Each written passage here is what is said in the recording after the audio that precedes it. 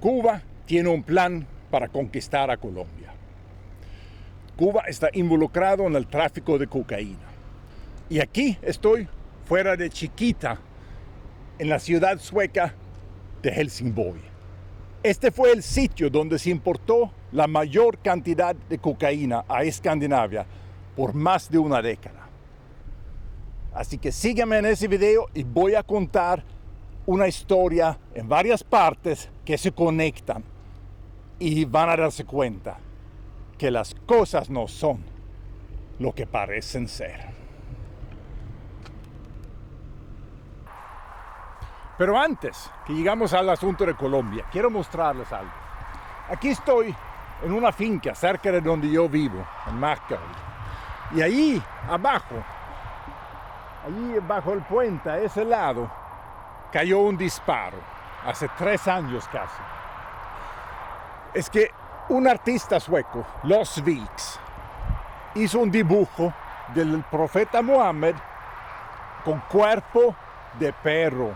Y obviamente para los musulmanes el perro es lo peor. Y entonces hicieron un fatwa sobre él, o sea, una condena a muerte.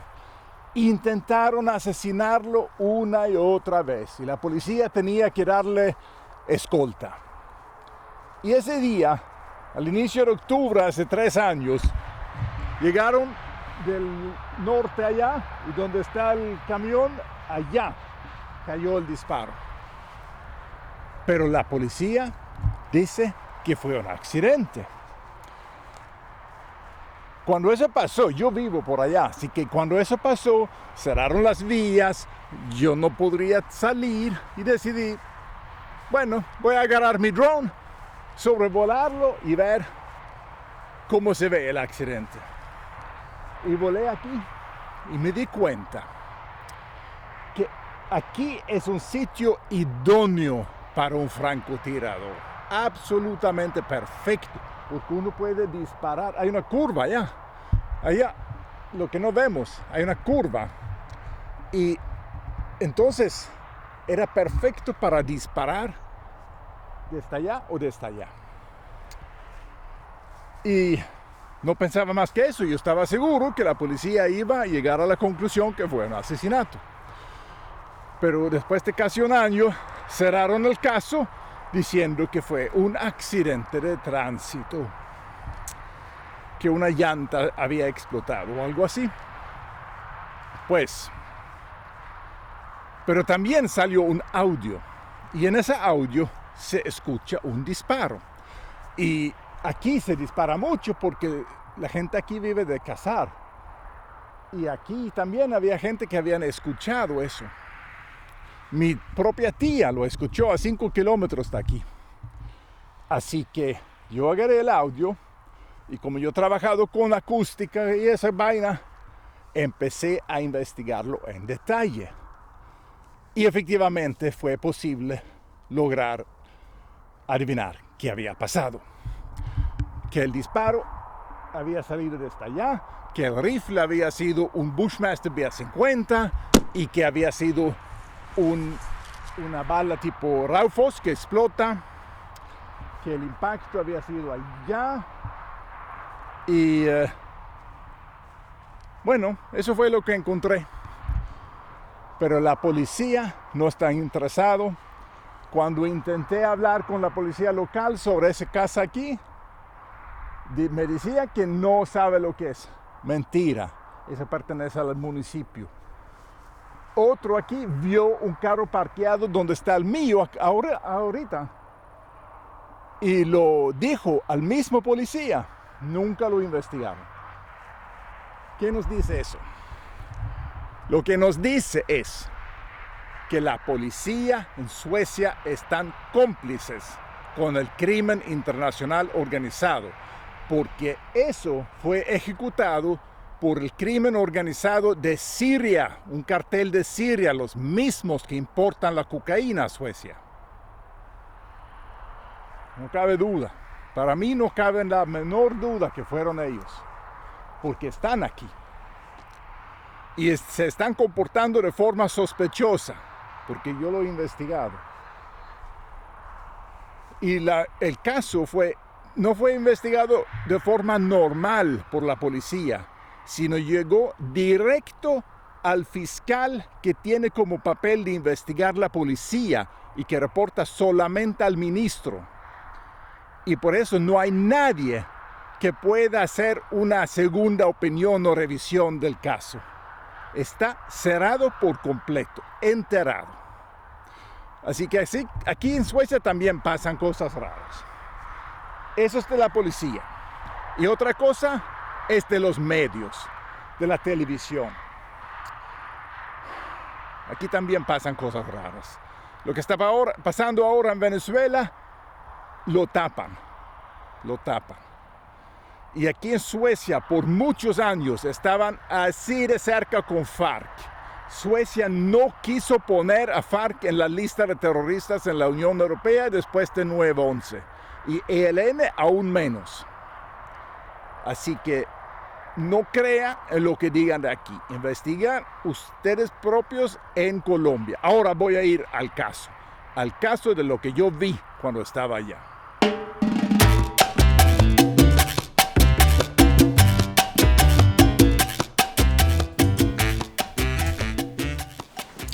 Así, pero para continuar debemos escuchar el audio ahora.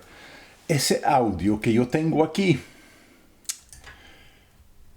en un canal de YouTube que subí el 30 de noviembre de 2013.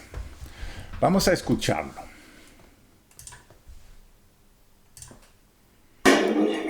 Bien, vamos a empezar la reunión. Esta reunión tiene como objetivo claro es definir varios puntos a seguir para el próximo año. Tenemos que lograr los objetivos trazados por nuestro comandante jefe para... O sea, ese fue grabado en 2012, pero lo recibimos en 2013. Llegar a lograr su sueño de la gran Cuba socialista. Yo ayer estuve hablando con el compañero Raúl, ahora que está camino para acá, y me estuvo diciendo algunos tópicos a tocar en lo que él quiere y se incorpora a la reunión. Lo más importante por la activista son el papel del compañero Hugo Chávez ahora y en un futuro en la construcción de la gran Cuba socialista. Tenemos que ver si es conveniente seguir con Chávez al frente o tenemos que hacer un ligero cambio y ubicamos a otra persona más cercana, más afín con la revolución cubana. Otras acciones a tomar, tenemos que salir de Diosdado y con eso jodemos a Capriles y estamos matando dos pájaros de un tiro. Es una estrategia genial de nuestro comandante. Y lo otro importante también es el proceso de integración, el de Nicaragua, medios de comunicación y el canal transoceánico. Ese canal transoceánico es la vieja idea de hacer un canal que pasa por el lago de Nicaragua. Yo estaba trabajando en Nicaragua, de hecho, después del gran huracán en 1998, y allí tenía un inglés en el equipo que tenía como su plan favorito de desarrollar ese proyecto. Por eso estábamos hablando. Y yo me enteré, como yo trabajaba con asuntos de desastres naturales, soy geógrafo, doctor en geografía física, yo sabía ya que no hay suficiente agua. Es el mismo problema de siempre con ese canal de Nicaragua, que no hay suficiente lluvia ya. Compañero general, yo pienso que sí, que usted tiene razón. Ya el compañero Chávez cumplió con lo que le tocaba, pero más triste que sea, creo que el comandante Chávez ya no va a seguir con nosotros, porque en realidad es lo que quiere seguir su visión de la Gran Colombia. Y en realidad eso a nosotros no nos sirve. Bueno, esa es la diferencia. Nosotros podemos hacer la Cuba Gran Socialista y podemos hacer la Gran Colombia, pero nosotros, con nuestro comandante al frente, y anexando primero en los territorios de Venezuela y Nicaragua, ¿sabes? La construcción del canal transoceánico también, eso es muy importante. Ese canal es muy importante para ellos, o era, pero no es factible. Los chinos se metieron allá para construirlo, metieron mucha plata, pero no se puede porque no hay agua. Es un pequeño detalle. General, porque usted dice que Chávez ya cumplió. Mire, Guayo, esto no es más que la continuación de lo que veníamos hablando en la reunión del año pasado. No sé si recuerdan, el comandante Chávez, a pesar de tener la misma línea de pensamiento, o no la misma, parecida, cercana, no es la misma. que es ahí donde radica el problema. Él quiere la gran Colombia de Bolívar, y en cambio nosotros compartimos y luchamos por la idea de nuestro comandante en jefe, que es anexar los territorios de Venezuela y Nicaragua primeramente. Y ya lo han hecho. Ya están incorporados Cuba, Nicaragua y Venezuela. Solo hay que mirar lo que dijo Daniel Ortega después de las elecciones el mes pasado. Bueno, ya estamos en septiembre, el 28 de julio. Sí, pero nosotros necesitamos el petróleo de Venezuela. Eso sí queda claro. Sí. Cosa que Chávez no le preocupa porque ya lo tiene. Nosotros necesitamos la construcción del canal de Nicaragua.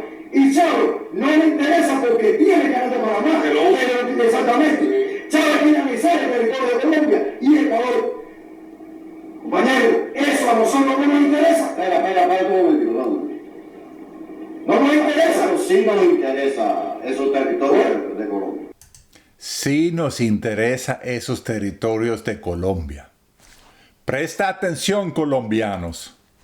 ¿Por qué? Porque esto ya lo ha manifestado Fidel en las últimas reuniones que hemos Hasta Fidel. Que sí, pero esa no es la idea.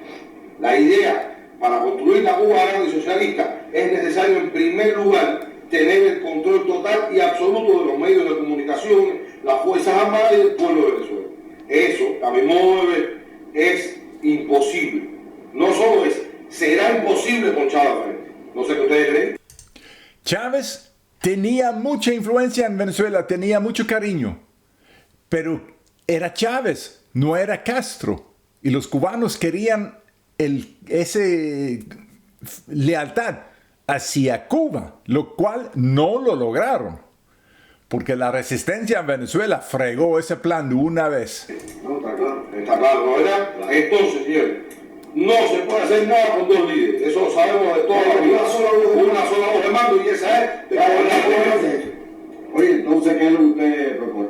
Bueno, yo pienso que como Chávez está convencido de que está enfermo, ¿no verdad? Lo ideal sería traerlo para acá, lo atendemos aquí y lo hacemos sufrir lo menos posible.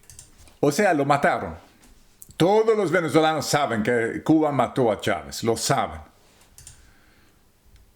Vamos a tirar directo al CIME y así podemos elegir un sucesor que ya lo tenemos en la mira, que estuvimos hablando ahorita de decir, Maduro. Maduro. Y fíjense, ellos presentan como tienen Maduro como un plan de una ficha para reemplazar a Chávez.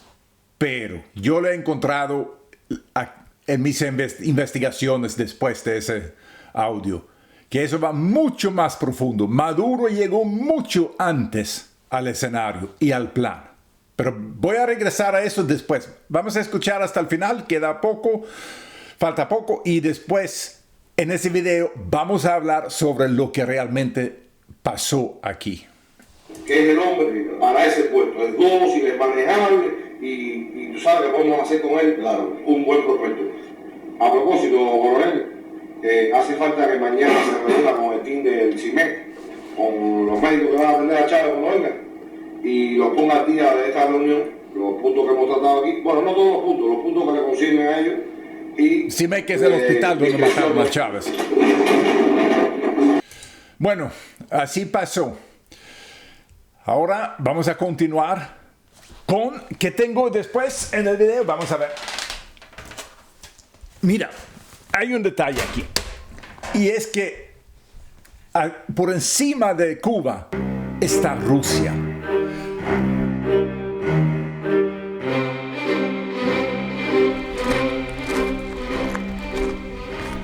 Pero ¿cuál interés puede tener Rusia y Cuba en Colombia y en Venezuela? Recuerda que cuando Fidel tomó el poder, él fue a México a reunirse con los soviéticos y allá se convirtió en comunista. No es difícil entender el interés de Rusia en Colombia y en Venezuela. Cuba es un buen base para enfrentarse a los Estados Unidos desde el sur, porque recuerda, Estados Unidos es el enemigo principal, el archienemigo de Rusia. Estados Unidos está bien protegido contra el norte, por el Ártico, contra este y oeste, por los océanos, y su único punto débil es el sur. Pero para poder llevar una guerra, una amenaza creíble contra los Estados Unidos del Sur, necesitan tener petróleo y puertos. Y eso no hay suficiente. No hay petróleo en Cuba y es demasiado cerca, no hay suficiente espacio. Y lo mismo pasa en América Central. Entonces, el punto más cercano de donde Rusia puede geopolíticamente meter una amenaza contra los Estados Unidos es Colombia y Venezuela. Lógicamente, el punto de más interés sería Lago Maracaibo y esa zona, incluso Catatumbo, para poder tener guerrilla en el Catatumbo. Y no es ninguna coincidencia que el ELN está allá. Así que Fidel tomó esa idea y se convirtió en la mano extendida de la Unión Soviética. Y Fidel siempre ha pensado a largo plazo y seguía así hasta su muerte. Y el régimen cubano ahora sigue el mismo camino. Eso es lo que está pasando. Pero eso es a punto estratégico. A nivel pragmático, surgió lo de cocaína, Pablo Escobar. Y eso fue una manera muy conveniente para Fidel Castro y Cuba ganar dinero. Sin embargo, tenían que hacer eso muy a escondidas para no fregar el otro plan, el plan geoestratégico. Porque si la izquierda en Europa y Estados Unidos se diera cuenta de que Cuba está atrás del narcotráfico, del tráfico de cocaína a nivel global, iban a perder mucha credibilidad. Así que Cuba siempre trata de mantenerse invisible en ese tráfico. Pero están en ese tráfico. Yo me di cuenta de eso cuando yo me fui a Catatumbo, cuando yo fui secuestrado por el ELN. Y voy a contar lo que pasó y lo que aprendí en ese viaje el año pasado. Conocimos información clave en la búsqueda del ciudadano sueco Ulf Birger Erlingsson, Johanna. Secuestrado por el ELN en Tibú, en norte de Santander. Andrea. Sí, pero debemos empezar desde el inicio. Aquí voy a mostrar la razón por qué me fui a esa zona peligrosa, la Gavarra. Vi un documental en la televisión sueca que se llama En la sombra de El Chapo. Y el reportero que vive en Argentina y que cubre toda América Latina desde Argentina se fue a Barranquilla primero, desde donde llegó la cocaína, y desde allá se fue a Catatumbo. Llegó con un periodista, como él dijo, de Ocaña, que la acompañó a una zona de cultivo de coca que vemos aquí. Yo decidí ir allá porque él no mencionó que la cocaína va a Venezuela. Él pasó totalmente por encima de ese pequeño detalle. Y como yo quería mostrar a mis compañeros en Suecia, mis paisanos, que aquí hay una falla, hay un sesgo en ese documental. Entonces fui allá y pregunté en Cúcuta, ¿hasta tal punto puedo llegar? ¿Hasta dónde uno puede llegar con seguridad? Y alguien dijo que poco después del Zulia, el pueblo en Colombia, norte de Santander, ya está controlado por la guerrilla. Otro dijo que uno puede conducir hasta la Gavarra. Así que agarré hacia el norte, conduciendo, decidido parar donde había algún indicio, algún control. Y el primer control que había era después del río Catatumbo, después de la Gavarra, donde había un control militar. Esos militares, el oficial allá, tomó mi pasaporte, lo revisó, me preguntó si había estado en contacto con el ELN. Le dije que no. Entonces dijo, tengo que llamar a mi jefe. Agarró mi pasaporte, se fue atrás de mi carro y llamó, pero por celular. no por radio militar. Yo saqué una foto, lo que vemos aquí en el espejo. Y esa foto la envié a mis compañeros. Cuando yo estaba conduciendo hacia Cúcuta de nuevo, casi llegando a El Zulia, me pararon. Ellos me acusaron de ser espía. Realmente no fue mi intención. Mi intención solamente fue mostrar a los suecos que la zona donde se cultiva la coca, en el valle allá del río Catatumbo, se queda totalmente al lado de Venezuela, solo es cuestión de ir río abajo por el río Catatumbo. No hay que ir a Barranquilla con la cocaína, es muy lejos. Pero por el hecho que ellos me secuestraron, realmente, efectivamente, me convertí en espía, porque aunque ellos trataron de no mostrarme nada, siempre andaba con venda por los ojos cuando nos movíamos, la mayor parte de los movimientos eran de noche, y aún así vi y aprendí mucho, especialmente cuando podía hablar con ellos al inicio. Y voy a usar el internet aquí, ya que obviamente no me queda nada de material grabado. Yo tenía las mismas 2 cámaras que tengo aquí y lo robaron. Pero usando el internet he logrado averiguar dónde estaba, con quiénes estaba y qué están haciendo ellos allá. Y eso resulta ser muy relevante por el asunto de lo que está pasando en Venezuela ahora y el riesgo que se está enfrentando Colombia. Yo llegué en el proceso de paz con ELN y cuando en Venezuela se estaban preparando para las elecciones. Así que todo eso es muy relevante.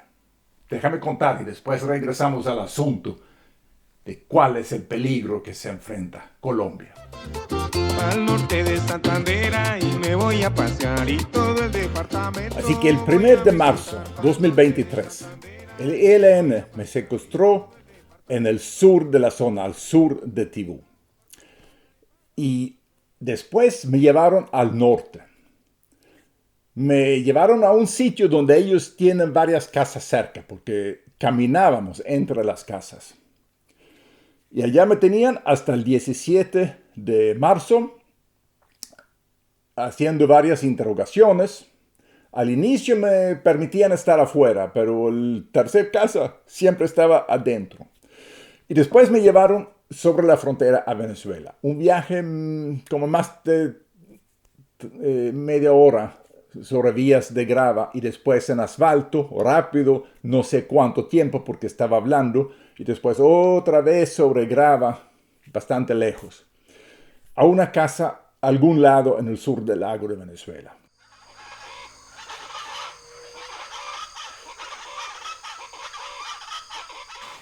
El martes, el 25, en el atardecer, antes de anochecer, me llegaron y preguntaron qué talla tengo yo de botas y de ropa. Entonces entendí que estaban pensando en liberarme. Resulta que esa misma fecha, el 25, hubo un cumbre sobre Venezuela en Bogotá, Colombia. Y esa cumbre terminó en la tarde, 4:40. O sea, no puede haber pasado más que una hora hasta que me soltaron. O decidieron soltarme, mejor dicho. Empezaron el proceso. Y después me llevaron de vuelta a Colombia el 1 de mayo y me soltaron en Catatumbo el 3 de mayo. Durante el tiempo que yo estaba con ellos, al inicio yo tenía chance de ver cosas. Y por casualidad de la vida vi un poquito de cosas, unas pistas por aquí y por allá que me permitió aquí en libertad con mis computadoras, con imágenes satelitales, con Google Earth, con Facebook, con redes sociales, y identificar dónde estaba, exactamente cuál casa. Y encontrar las personas, sus perfiles de Facebook, de Instagram y con qué trabajan. Resulta que trabajan en Pal Norte, la compañía de palmeras. O sea, esa es la fachada. Pero ¿qué hacen? Donde yo estaba es todo cultivo de coca. Y tenían, una vez yo sentí el olor, ellos estaban procesando coca también, la cocaína. Ellos están muy profundamente metidos en el cultivo de coca. Y ellos controlan toda esa zona. Poco al norte del Zulia, cuando uno pasa el río allá, el norte de Santander, allá empieza el control. Y los sitios donde toman el pago por la vía, como dicen, realmente es un control. Hay unas mujeres en la vía que cobran, pero al lado hay un hombre y, aunque no se ve, seguramente tiene su rifle allá. Todo eso está controlado. Cuando yo conducía, estaba pensando ir hasta donde había un control militar, pensando que los militares iban a poner un control antes de la zona en conflicto, pero no. Ellos están muy adentro de la zona de conflicto. Y también me soltaron en Catatumbo, en las montañas. He encontrado aproximadamente a dónde. Y eso es un poco al este de Ucaña. Pero Ucaña, todo ese Playa de Belén, es parte de su zona. Y al norte, Teorama, todo eso es parte de su zona. Y ellos permiten FARC y EPL estar en ciertas partes, pero todo está bajo su control. Y el hecho que me soltaron y que tiene conexión con el cumbre y proceso de elecciones en Venezuela, que me hablaron sobre eso, preguntaron mucho sobre mi lucha, no cabe duda para mí que ellos están con Maduro. Y me dijeron, Cuba, Nicaragua, Venezuela y ELN, todos somos revolucionarios, estamos juntos. Y como Maduro tenía una célula de Ucaña, él fue a la escuela en Ucaña, en una escuela que se llama algo de Caro, en las 70s, y tiene la misma ideología. Entonces no puede haber ninguna duda. Maduro es heleno. Maduro siempre fue heleno. Además, Maduro fue a Cuba a ser educado. No sé si eso es público, pero quien me lo dijo había trabajado muy de cerca con él. No quiero decir demasiado para no revelar quién es el fuente, pero no cabe duda que Maduro fue educado en Cuba. Y después, la conclusión obvia es que fue enviado a Venezuela como un plan. Porque la tarea de ELN obviamente es tomar el control de Colombia para meterlo bajo Cuba, como hemos visto aquí en el audio de Cuba. Primero integrar a Nicaragua y Venezuela con Cuba y después Colombia. Y ahí entra Maduro. Ese es lo que está pasando. Ellos tenían, cuando me secuestraron, ese proceso de paz con ELN. Ese proceso necesitan para llegar a los sitios de poder en Colombia porque no pueden llegar por las armas. Y necesitaban el proceso de elecciones en Venezuela para normalizar la condición y obtener más prestigio de nuevo después de las protestas fuertes, porque una vez que mataron a Chávez en 2012, nos dimos cuenta. Yo estaba ayudando a la resistencia venezolana y los primeros días de enero, porque yo vi el tweet que Chávez había muerto en Cuba el 30 de diciembre de 2012. Yo lo vi antes que lo borraron. Entonces yo sabía que estaba muerto y colocábamos una publicación que si Chávez no será jurado como presidente, esa fecha cuando le toca, creo que es el 10 de enero, Venezuela se va a convertir en una colonia cubana. Y así fue. Y así es. Venezuela es una colonia cubana. Y por ende, rusa.